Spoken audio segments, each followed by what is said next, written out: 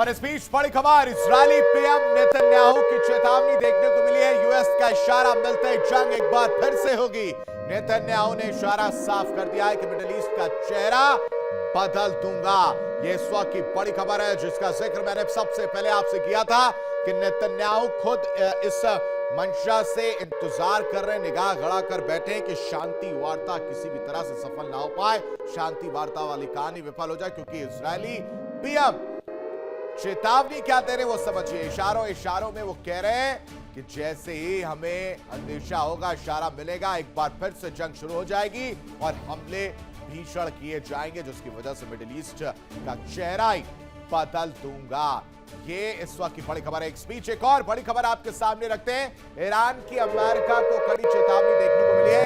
Iran के रक्षा मंत्रालय के प्रवक्ता का बयान सामने आया जिसमें कहा जा रहा है मिसाइल क्षमता का एक भी हिस्सा इस्तेमाल नहीं हुआ।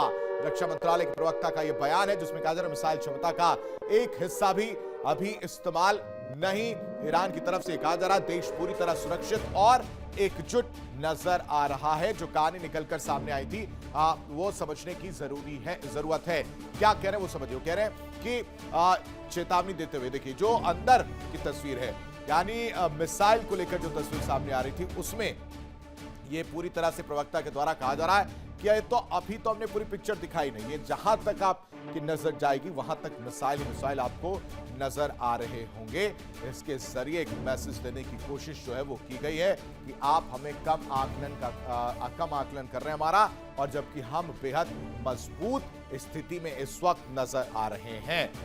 अब इजरायली पीएम एक तरफ इंतजार कर रहे हैं कि जैसे ही इशारा होगा वैसे ही हम हमला कर देंगे। खासकर दक्षिण लेबनान को लेकर इसराइल की तरफ से लगातार हमले जिस तरह से किए जा रहे हैं वो इस वक्त नजर आ रहा है कि पहला टारगेट नेतन्याहू का रह सकता है।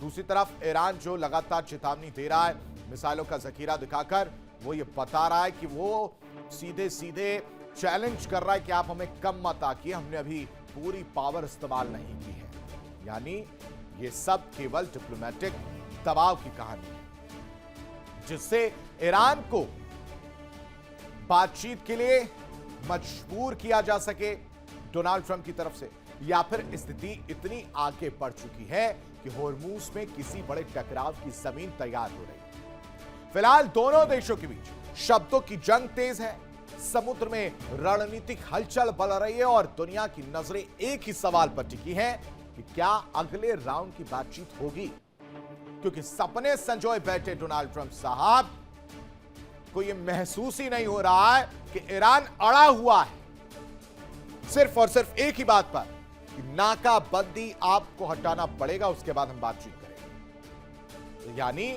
इतिहास एक और टकराव की कहानी लिख सकता है या लिखने वाला है, या यह भी कह सकते हैं कि इस वक्त लिखता हुआ नजर आ रहा है।